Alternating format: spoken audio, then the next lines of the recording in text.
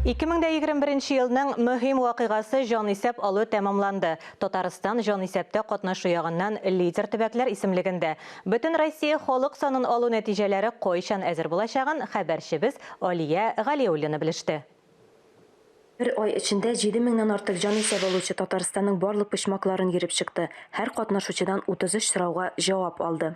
Полученные данные помогут понять, сколько в каком районе нужно построить детских садов, больниц, фельдшерских пунктов, библиотек, музеев, клубов, образовательных учреждений. Билгеле булганча, быелгы җанисәптә 3 төрле юл белән катнашырга мөмкин иде. Эшне дөрес оештыру нәтиҗәләрнең дә югары булуына китерде дип исәпли Наталья Гатауллина.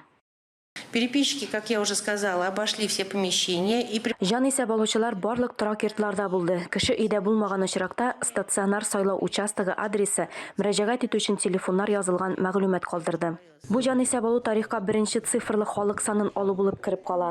Мөгаен киләсе җанисәп алу вакытында 10 елдан соң без исәп алучыны ишек төбендә күрмәбез. Экспертлар ул цифрлы булыр дип исәпли. Беренче нәтиҗәләр апрель аенда, ә төгәл нәтиҗәләр 2022 ел ахырында билгеле була. Алия Галиуллина, Эльвира Файзуллина, Никита Граханцев, Татарстан яңалыклары.